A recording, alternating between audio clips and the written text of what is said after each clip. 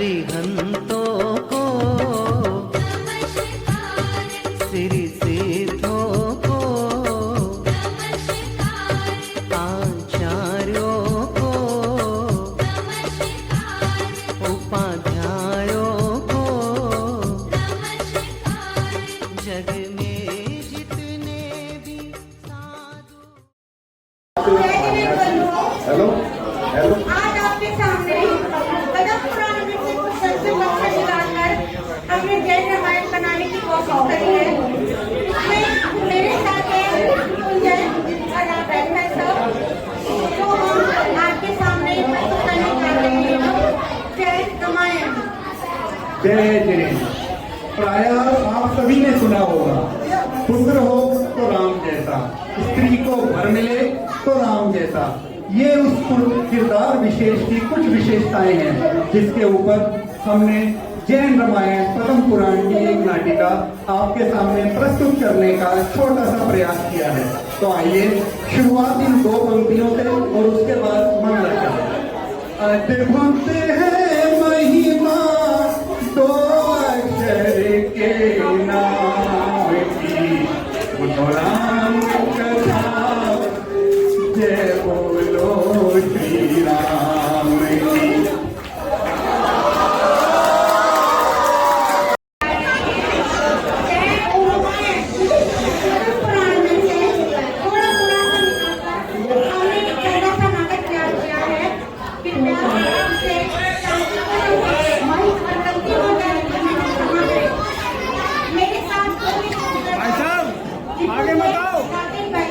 ये दिखाओ आवाज।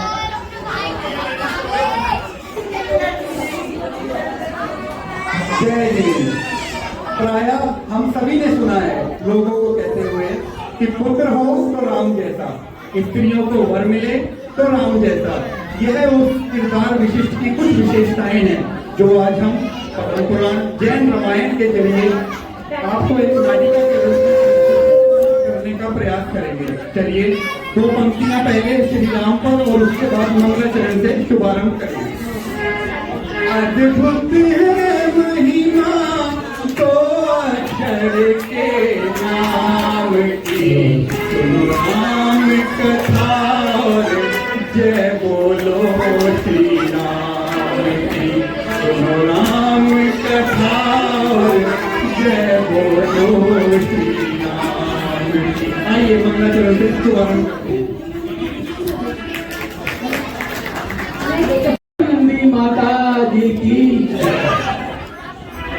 तमन्ना थी सुबेरे ताज देखेंगे, तिलक होगा रघुनाथ श्री महाराज देखेंगे।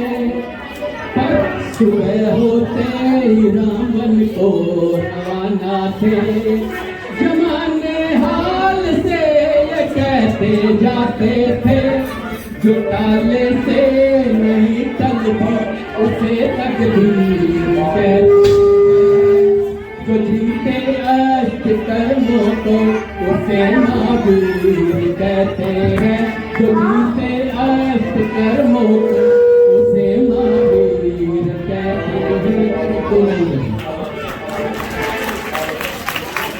ये सवेरे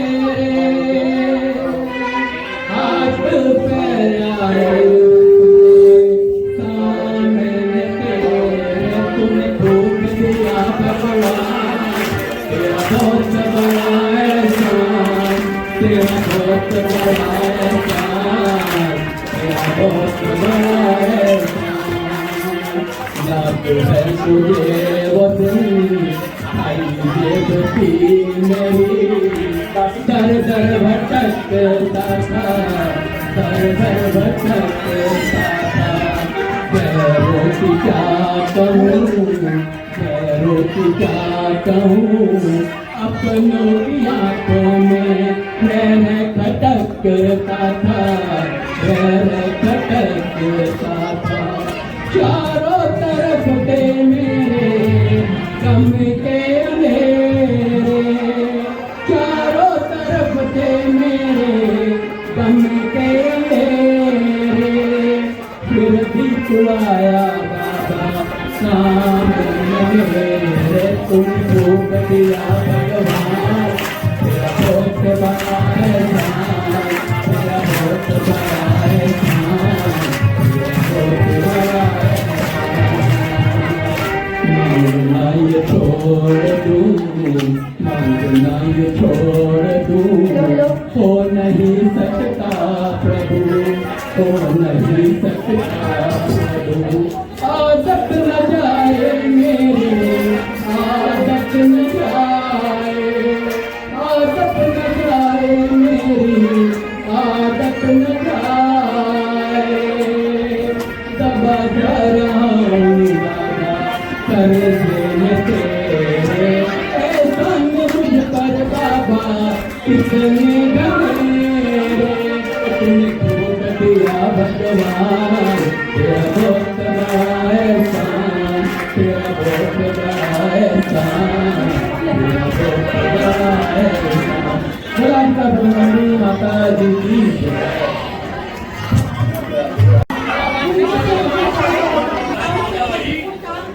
ऐश्वर्य था और बहुत बुद्धिमान था। उसी की रानी का नाम जो कि अपनी राजा की तरह ही हर तरह से गुणवान थी। तो अब आप मिलना चाहेंगे राजा जनक और उनकी रानी विजया से। तो चलते हैं राजा के दरबार में, देखते हैं।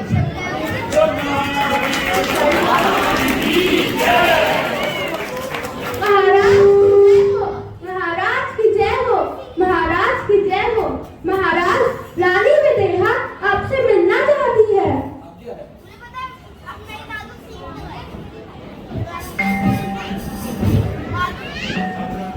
जय श्री स्वामी जय देवी कैसे आपके चेहरे पर मुझे लगता है बात है कुछ शुभ समाचार है क्या जो आप मुझे देना चाहती हैं?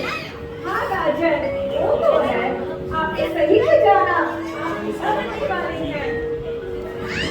ये तो बहुत खुशी की बात है।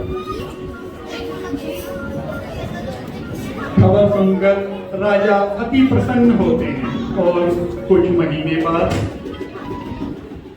राजा जनक बड़ी ही चिंतित मुद्रा में अपने राजमहल में विराजमान हैं और बार बार द्वार की तरफ देख रहे हैं।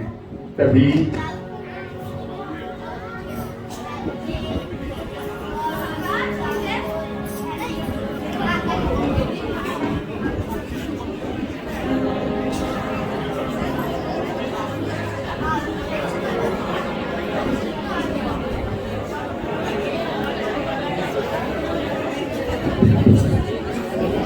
महाराज की जय हो महाराज की जय हो महाराज की जय हो महाराज रानी विदेहा ने एक नहीं दो बच्चों को जन्म दिया है पुत्र व पुत्री। ये तो बहुत खुशी की बात है। ये लो दासी उपहार। देखा आपने जैसे खुशी का समाचार राजा जनक को मिलता है, लेकिन हम जैसा कि हम सबको पता है कभी हंसना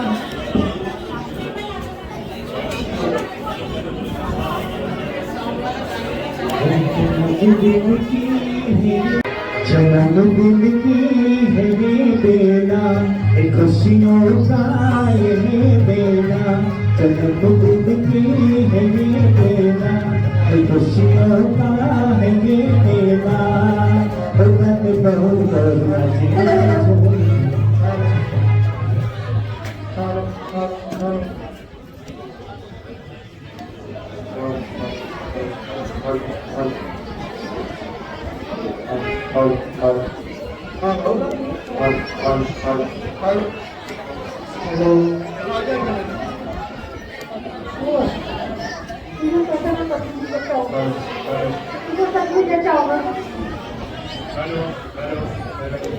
हेलो। तो आप सभी ने देखा राजा जनक का समाचार मिलता है, लेकिन वो कहते हैं ना कभी हंसना है रोना है, कभी खोना है कभी पाना है, जीवन सुख दुख का संगम है, कभी पतझड़ है कभी सावन है, ये तो आता जाता मौसम है। राजा जनक अपने पुत्र व पुत्री को लेकर खुश होते हैं, लेकिन खुशी कहाँ ज्यादा समय तक टिकती है। राजा का देवयोग से जन्मांतर का बैरी एक दैत्य अपना बदला लेने के लिए उसी रात्रि पुत्र का अपहरण कर लेता है और क्रोध में आकर बच्चे को आकाश मार्ग से जमीन पर पटक कर अपने स्थान पर चला जाता है। वाह, क्या सुंदर बालक। अरे जनक के यहाँ दोनों बालक एक साथ। मुझे याद आया, जनक ने एक बार मेरा घोर अपमान किया था। क्यों न मैं इसमें से एक बालक को उठा कर ले जाऊं और उसे पटक कर फेंक दूं, तो मेरे इसका बदला पूरा हो जाएगा।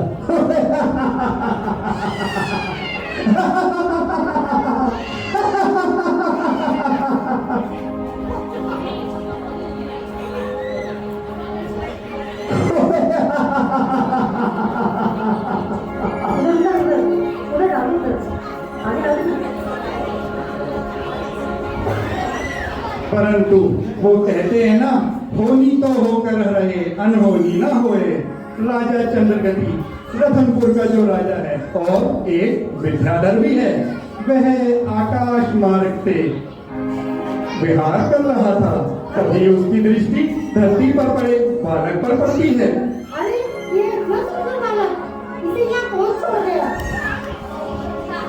बालक को उठाकर चंद्रगति अपने महल में ले गया और बड़ी अच्छी तरह से लालन पालन किया और उसका नाम रखा भाव मंडल। अब देखिए बच्चे के बताने से राजा जनक के महल में क्या हुआ। यह बालक को मैं अपने राजमहल में ले जाता हूँ, इसे मैं अपना पुत्र बनाकर रखूंगा।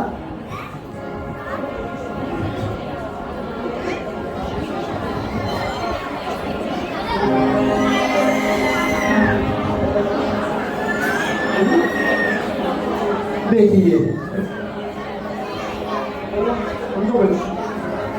आती हैं और देखती हैं एक बालक दो और अत्यधिक चिंतित हो जाती हैं और कहती हैं,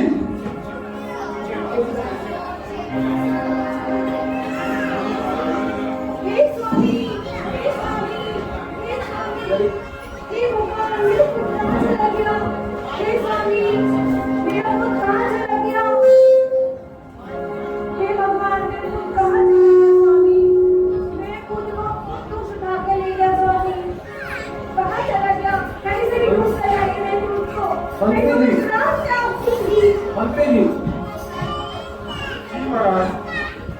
आप मेरे पुत्र को कैसे भी करके ढूंढ के लाए। हर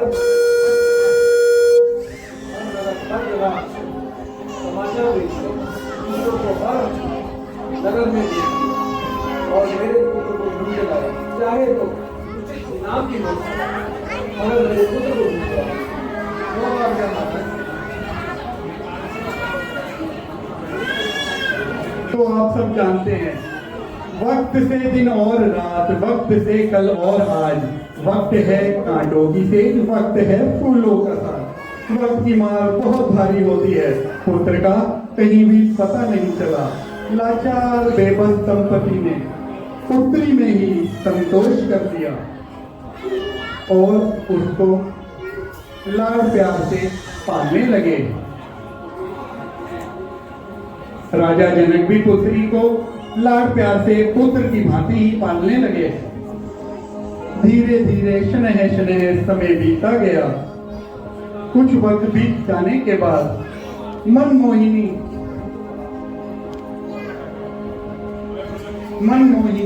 जानकी ने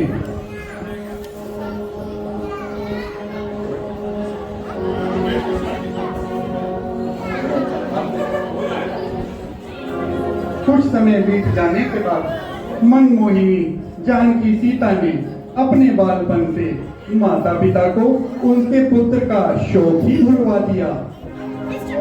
धीरे धीरे जानकी यौवन अवस्था में पग रखती हैं।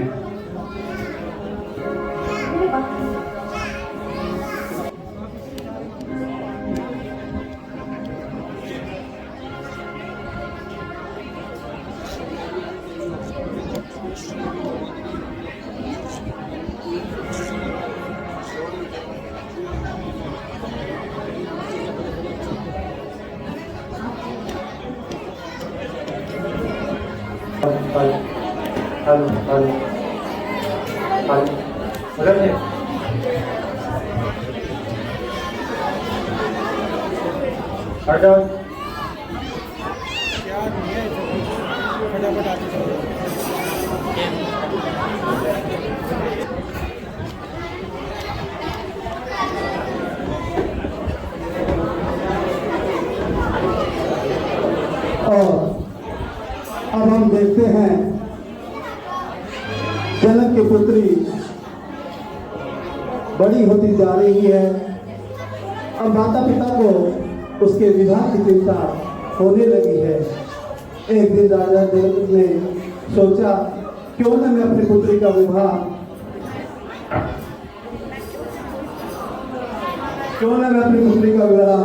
राजा दशरथ के पुत्र के साथ कर दूं।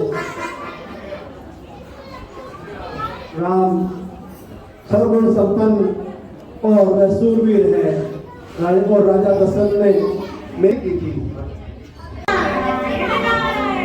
जो अपने स्वभाव के लिए बच गए वे जनक नंदिनी के पास आते हैं।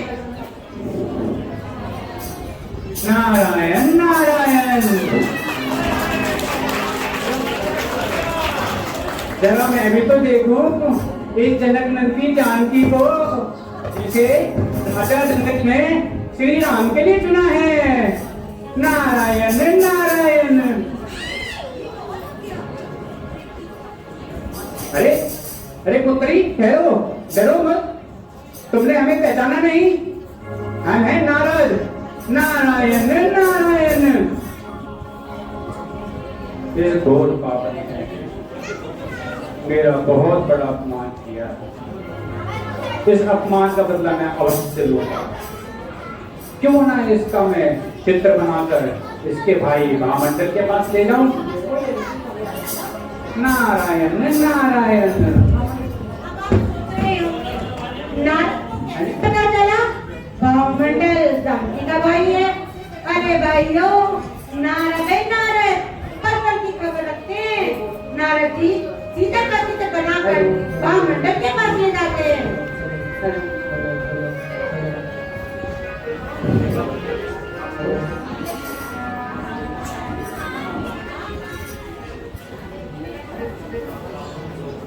नारायण नारायण।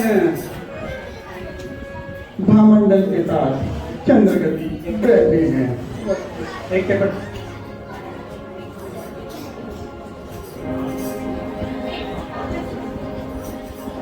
अरे नारद जी आइए, कहिए कैसे आना हुआ? पुत्र महामंडल, मैं तुम्हारे लिए अति सुंदर राजकुमारी का चित्र बनाकर लाया हूँ। ये देखिए। अरे वाह, अति से व्याकुल हो रहा है। अरे पुत्र, धैर्य रखो। तुम इतने व्यस्त में व्याकुल ना हो। तुम अप्सराओं को छोड़ के क्यों दूसरी कोटि से संबंध रखना चाहते हो? नहीं जानकी, मैं इसके बिना जीवित नहीं रह सकता। चलो उदास हो तो मैं राजा जनक से तुम्हारी विवाह की बात करता हूँ। ठीक है पिताजी।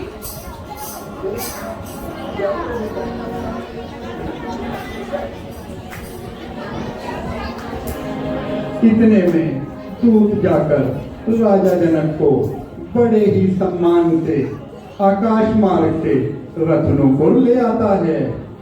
वहीं विद्याधर चंद्रगति बड़े आदर सत्कार के साथ उनका स्वागत करता है। राजा जनक, मेरे राजस्थान में आपका स्वागत है। बहुत बढ़िया। महाराज, मैंने सुना है आपकी पुत्री जानकी सर्वगुण संपन्न है। आप उसकी शादी विवाह करना चाहते हैं। उसके लिए मेरे पुत्र से योग्य कोई नहीं होगा। आप मेरे पुत्र उसकी शादी कर दीजिए। विद्याधर, आपका कहना सच है। अगर मैंने अपनी पुत्री का विवाह दशरथ पुत्र श्री राम से करना निश्चित कर दिया। अरे राजा, क्यों तुम अप्सराओं को छोड़ करके उन भूमिकोटी से संबंध करना चाहते हो?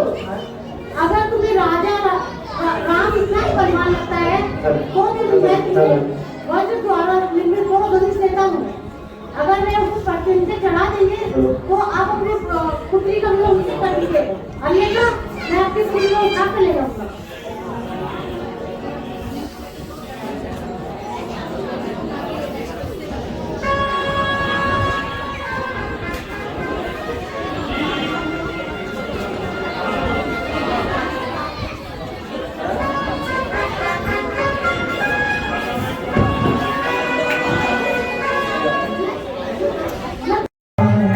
आदि संग राजा नगर जनकपुर के हे राजा, नगर जनकपुर के हे राजा, आए आए हे महाराजा, आदि संग राजा।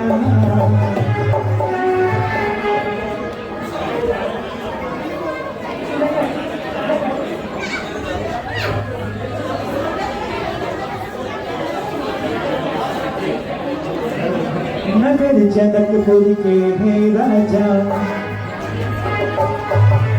नगर जनकपुर के हे राजा, आए आए हे महाराजा, सीता स्वयं पर जाए राजा, सीता स्वयं पर जाए राजा, नगर जनकपुर के हे राजा, आए आए हे महाराजा, संग रानी राजा।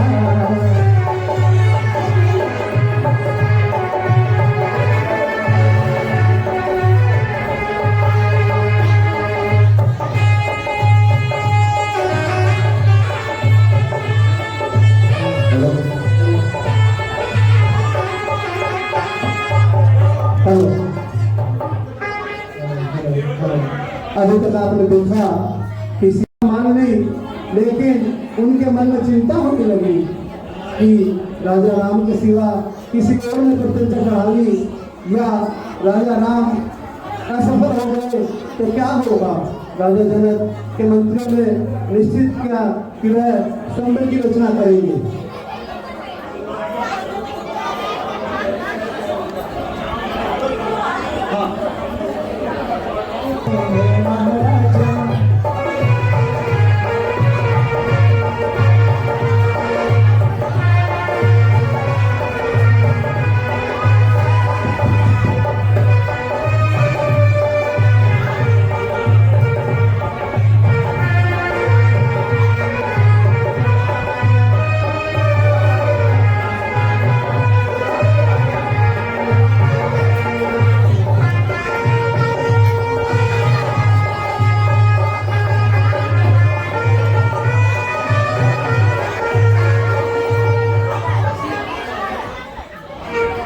जैसा कि आप सबको पता है कि सीता की स्वयंवर की तैयारी हो रही है। राजा जनक बड़ी ही उत्सुकता के साथ इस विचार में है कि मेरी पुत्री का किसी योग्य वर के साथ विवाह हो जाए। स्वयंवर की तैयारियां बड़ी जोरों शोरों से चल रही हैं।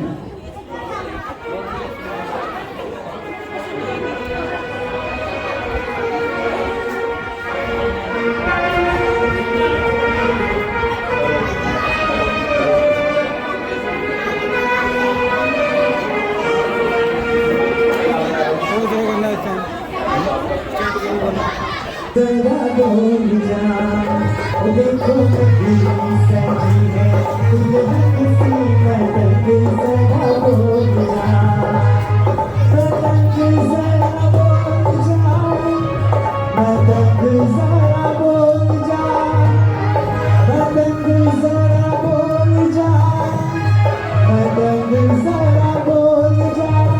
ओ देखो सीता सजी है दुल्हन सी पतंग जरा बोल जा, ओ देखो सीता सजी है दुल्हन सी पतंग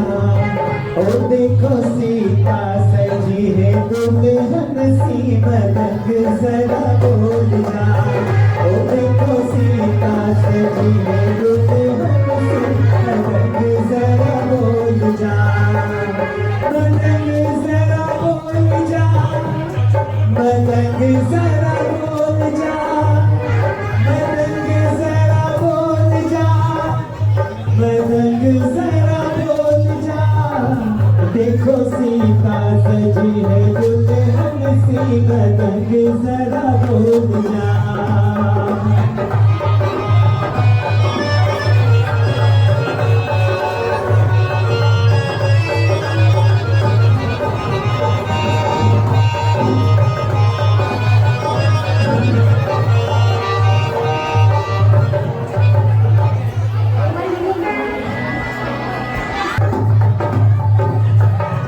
लिखा गया इतिहास, रचा गया समंदर का, सीने में सब पंछी। वो कैसी राजकुमारी लगा रही थी, तभी उनके खोजा ने उनको समझाने का प्रयत्न किया। तो देखते हैं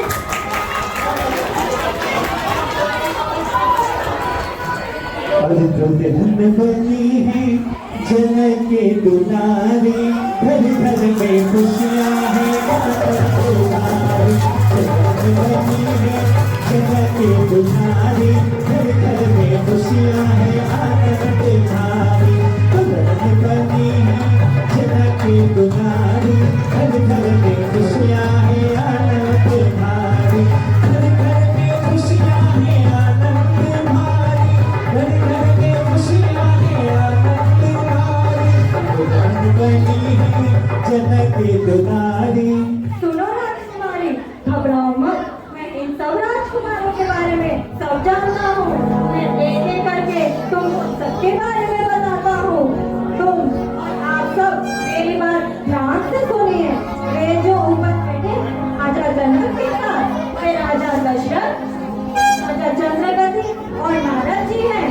और सीता उस तरफ देखो नीचे की ओर, वे अलग अलग देश से आए राजकुमार हैं। और उस कोने में देख दो सुंदर युवक जो बैठे हैं, वे जानती हो कौन है? वे राम और लक्ष्मण हैं, राजा दशरथ के पुत्र। और इन राजकुमारों में से जो भी शाला में रखे धनुषों पर प्रत्यंचा चढ़ा देगा वही तुम्हारा पति होगा। जनक नंदिनी ने सीता ने सब देखा और अपने मन में विचार किया, राजपुत्रों में सभी राजपूत सुंदर है, परंतु इसमें सबसे सुंदर हो दशरथ पुत्र रामचंद्र ही शिरोमणि है।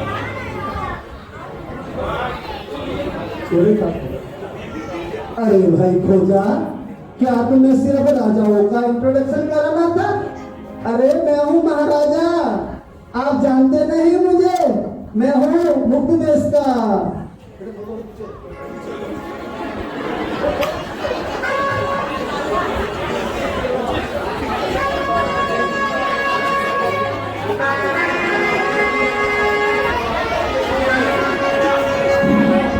राजा हूँ मैं मुक्त देश का, मोटू मेरा नाम। राजा हूँ मैं मुक्त देश का, मोटू मेरा नाम। खाना पीना बोल रहा, यही मेरा नाम, बस यही मेरा नाम, बस यही मेरा नाम। बचपन से अब तक तोड़े हैं मैंने कितने गुल्ली डंडे, बचपन से अब तक तोड़े हैं एक बार मैं खा जाता हूँ, एक बार मैं खा जाता हूँ। अरे मिल जाए ये मिठी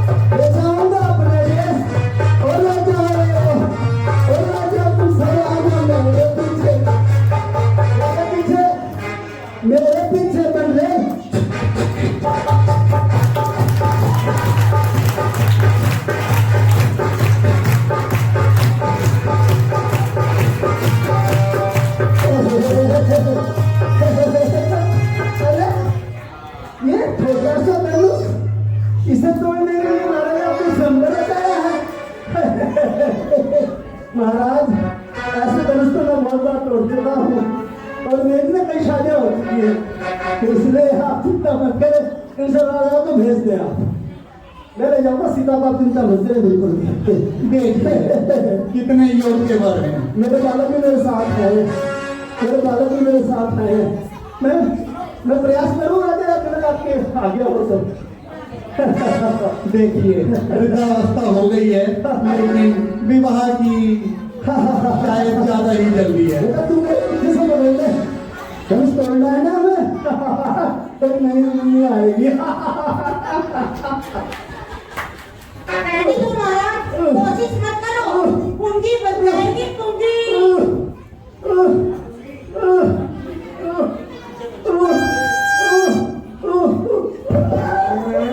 देखिए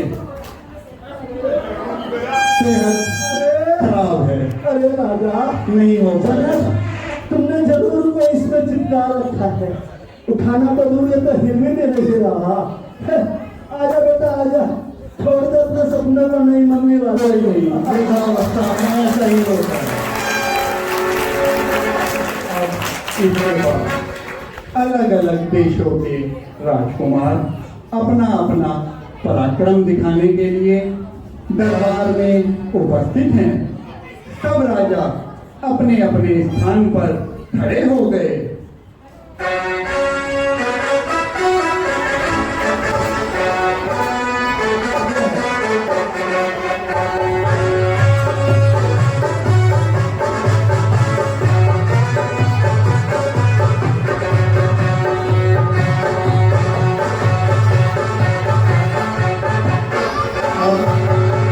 एक एक कर सभी राजकुमार अपना पराक्रम दिखाने आ रहे हैं।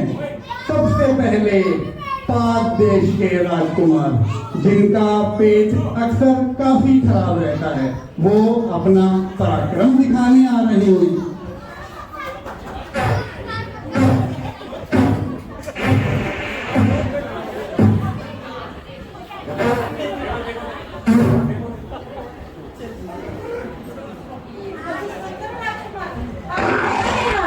कोशिश मत करो, पाद आ गया तो कपड़े भी गीले हो जाएंगे।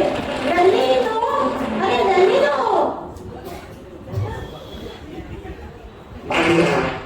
इसके पश्चात मगध देश के राजकुमार अपना पराक्रम दिखाने आ रहे हैं।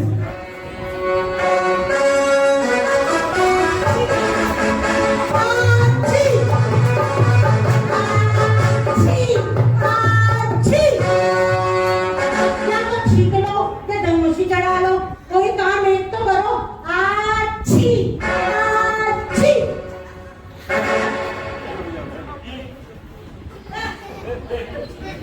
सफल नहीं हो पाए, ये भी हार गए।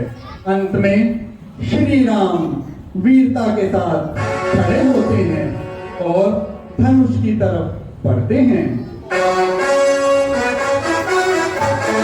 तो धनुष उठाने से पहले शंकर को याद करते हैं और क्या करते हैं, हे शिव शंकर के प्यारे प्यारे धनवा, हे शिव शंकर के प्यारे प्यारे धनवा, तुझको प्रणाम तेरा करता है राम तेरा, तुझी समा मेरा तो लाज, हे शिव शंकर के प्यारे प्यारे धनवा, कहीं पर जाए तेरी हसीना उड़ाए, तेरी राहें हैं सपने सजाए, बड़ी इम्तिहान की है मुश्किल में जान की है, बीच सभा मेरा तो लागे, ओ शिव शंकर के प्यारे प्यारे धनवा, ओम नमः शिवाय बोलो, ओम नमः शिवाय, ओम नमः शिवाय बोलो, ओम नमः शिवाय। श्री राम धनुष की तरफ बढ़ते हैं और बातों ही बातों में उन्होंने प्रज्ञावती को उठाया और उसके ऊपर पतंजा तान दी।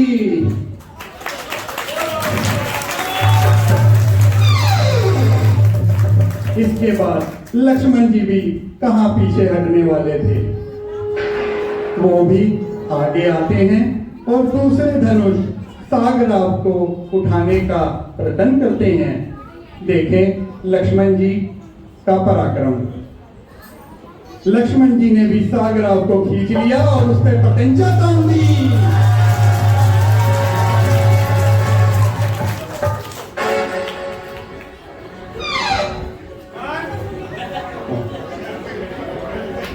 अति उत्साहपूर्वक खुशी मंदिर के घंटों के बीच श्री राम और सीता का विवाह होना निश्चित होता है।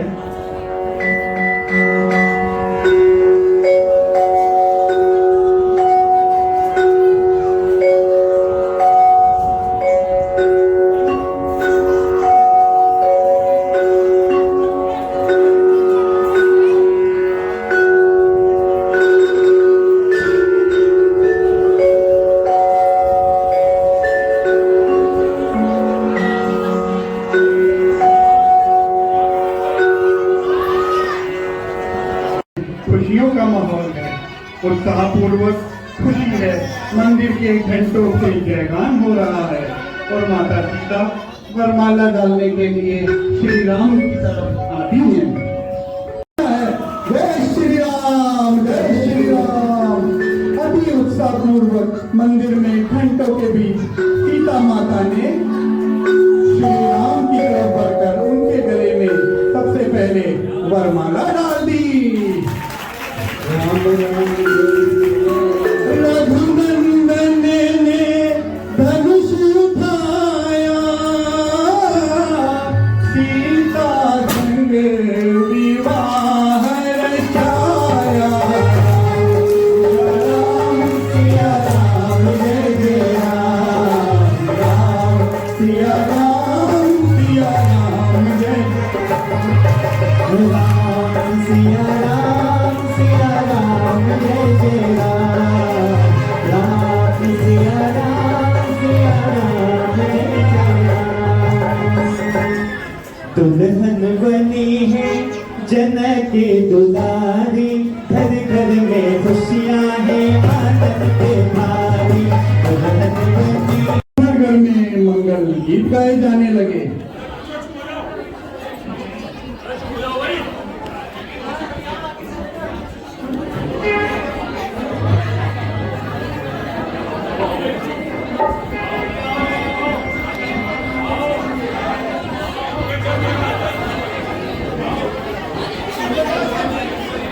लाइटें तो जली नहीं रही। तीनों रानियां राम सीता का स्वागत करने के लिए द्वार पर इंतजार कर रही हैं। राम सिया राम जय जय राम, राम सिया राम जय जय राम, राम सिया राम जय जय राम, राम सिया राम जय जय राम।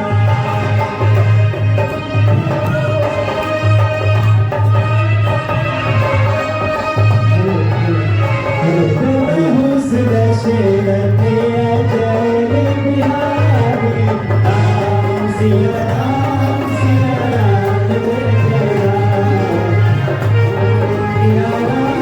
सिया राम जय जय राम।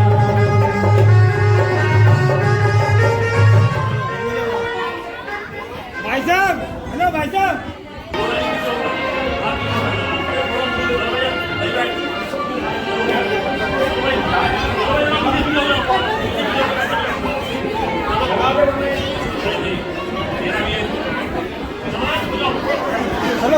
दशरथ देवी कुछ बातचीत हुई।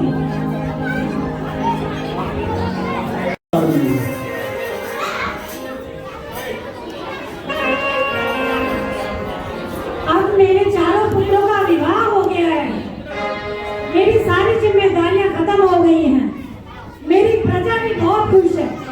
क्यों ना मैं संसार से विरक्त होकर जिन मुक्ति लेकर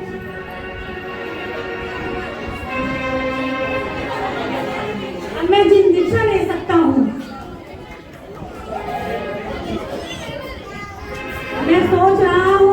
कि अपने बड़े पुत्र राम को राज्य देकर मैं त्रिभिक्षा को चला जाऊं। पिता, मैं भी आपके साथ करूँगा, मुझे भी अपने साथ ले चलिए। नहीं नहीं पुत्र, ऐसा नहीं हो सकता।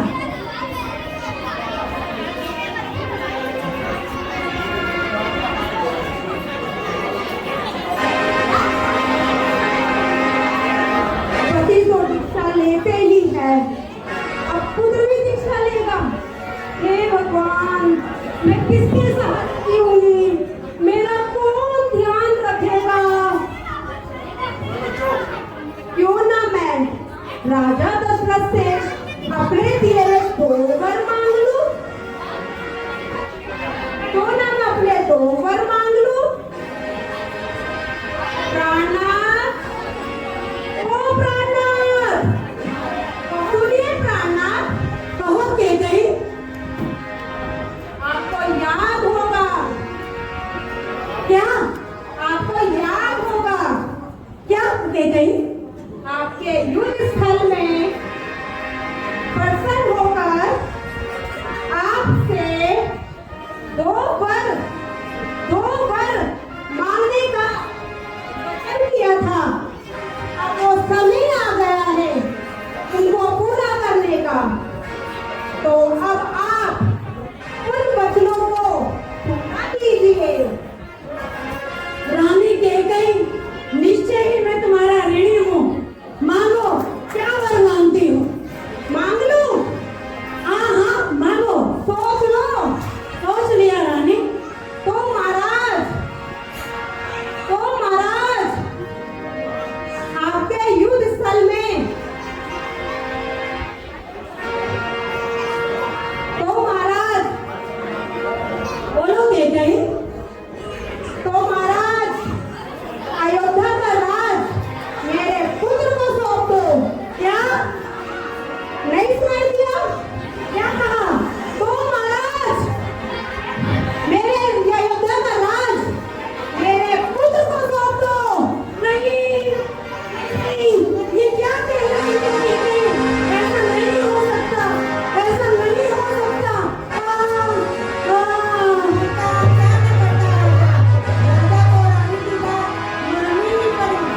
रघुकुल रीत सदा चली आई, प्राण जाए पर वचन न जाए।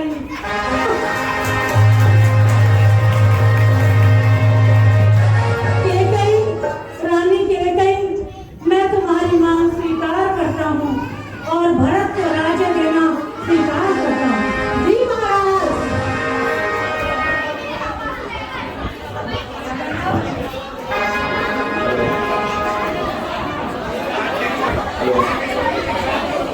आपने अभी देखा कि रघुकुल की रीत के अनुसार राजा दशरथ ने केकई के जो दो वर दिए थे और केकई ने उसको दोनों वरों को मौका देकर मान लिया। आगे देखिए क्या हो रहा है। यह खबर सुनकर रामचंद्र जी ने विचार किया कि अगर मैं यहाँ पर रहता हूँ तो मेरे रहते हुए प्रजा भरत को राजा स्वीकार नहीं करेगी और ना ही उनके आज्ञा का पालन करेगी। उनका महत्व, यश, ऐश्वर्य जग से स्थित ना होगा। अतः रामचंद्र जी ने अयोध्या से बाहर दक्षिण देश की ओर जाने का दृढ़ संकल्प किया और यह समाचार पानी की तरह राज्य में फैल गया। यह सुनकर लक्ष्मण व सीता चले आते हैं। देखिए कैसे लक्ष्मण और सीता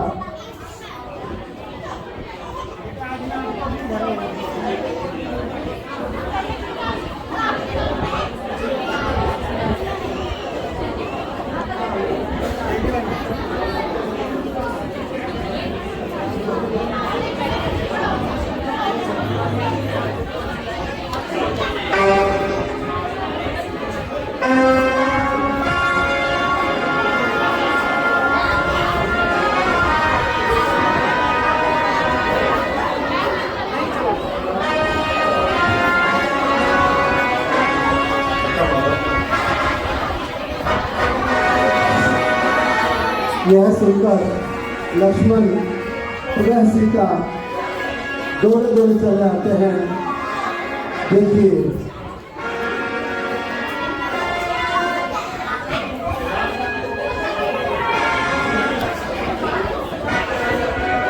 भैया मैं आपके साथ चलूंगा, आप जो भी कहें मैं आपके साथ ही जाऊंगा। यहाँ रहकर माता की सेवा करना और भारत को भी राजकार्य में सहयोग करना, मैं शीघ्र ही वापस आ जाऊंगा। नहीं भैया मैं आपके साथ ही जाऊंगा।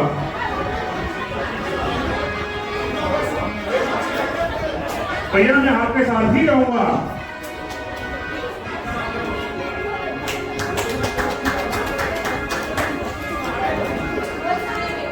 रामचंद्र जी के बहुत समझाने पर भी लक्ष्मण जी ने उनकी एक न मानी और फिर सीता माता भी कहाँ मानने वाली थी। पति गमन की बात सुनकर वह तो भूमि पर अचेत ही हो गई और होश में आने पर पति के साथ जाने की हट करने लगी।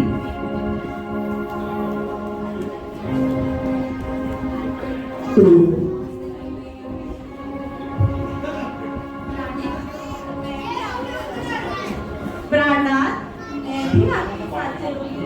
मुझे भी अपने साथ जाने की आज्ञा कीजिए प्राणनाथ। नहीं चाहिए, तुम सुखपूर्वक माता पिता के साथ रहो, मैं शीघ्र ही वापस आ जाऊंगा, मेरी चिंता मत करना।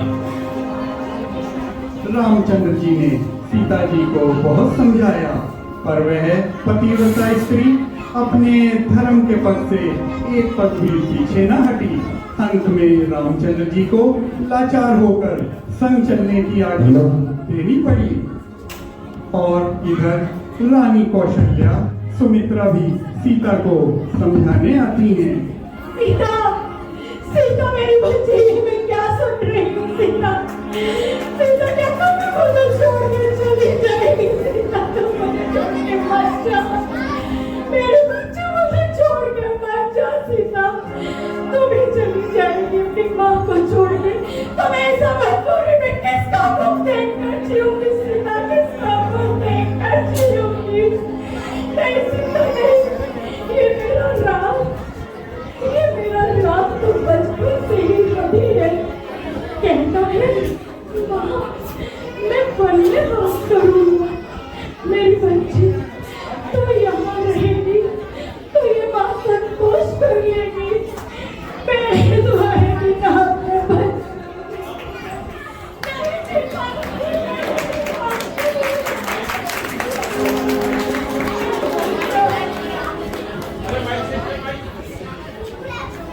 मुझे छोड़ के मत जा सीता, मुझे छोड़ के मत जा। मुझे मृत्यु क्यों नहीं देने देते? लेकिन नहीं, मैं जानती हूँ अवश्य ही मैंने पिछले जन्म में कुछ पाप करे होंगे जो मेरे को ये दिन देखना पड़ रहा है। नहीं नहीं मेरे बच्चों, मुझे छोड़ के मत जाओ सीता, मेरी बच्ची मुझे छोड़ के मत जाओ। माते, सीता पूर्ण करने अशुभ कर्मों का फल है। बलवान में कर्म भी बलवान है, इसी खुदाई से भी नहीं करता माते। अगर मैं जीवित रही आपसे फिर मिलूंगी माते। सच कहती है मेरी बच्ची, तूने सच कहा। तो बलवान है जो तेरे और मेरे भाग्य में ये दिन देखना पड़ रहा है। जा मेरी बच्ची, जा सीता जा। तू सदा अपने पति की सेवा करना, अपने पतिव्रता धर्म का पालन करना, उसी को अपना धर्म समझना मेरी बच्ची। ये संसार उन्हीं स्त्रियों को यश देता है, उन्हीं की प्रशंसा करता है जो अपने पतिव्रता धर्म का पालन करती है। जा सीता जा, तुम्हारी ये माँ तुम्हारा पल पल इंतजार करेगी। हे भगवान, मेरा ये महल सूना हो जाएगा, सूना हो जाएगा।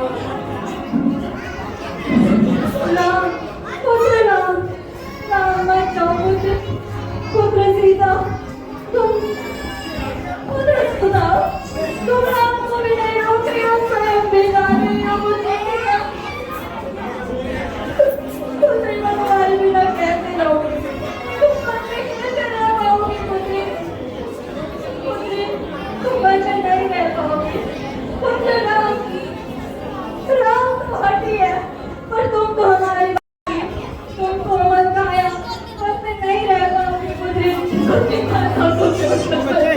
माता सुमित्रा भी सीता को समझाने की कोशिश करती हैं। माते, आप मुझे बच जाने की आज्ञा कीजिए माते।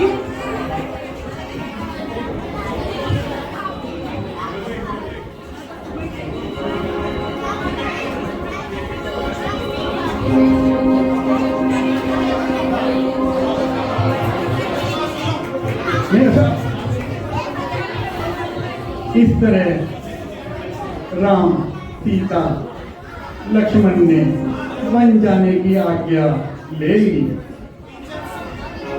करम के खेल है देखो, ये कैसे दिन दिखाए रे। करम के खेल है देखो, ये कैसे दिन दिखाए रे। अवध का राज था भारी, तिलक श्री राम को था।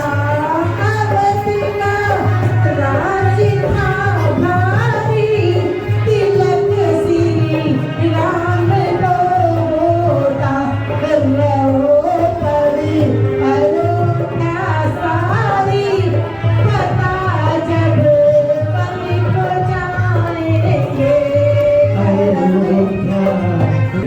सारे नगर में विलाप होने लगा, सभी जगह शोक का दृश्य है। मत जाओ राम, राम मत जाओ।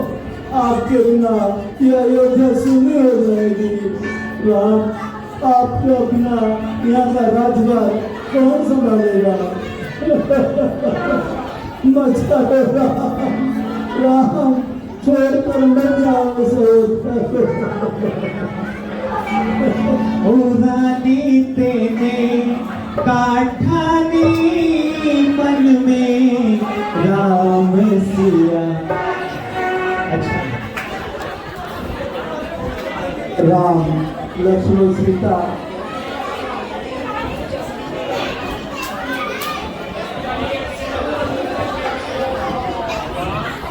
और सियावर रामचंद्र की आर्यता पदमंजरी माता जी की। सबसे पहले तो मैं आपसे क्षमा चाहूंगा, आज जो व्यवस्था हुई है उसके लिए मैं आपसे आगे माफी चाहता हूं।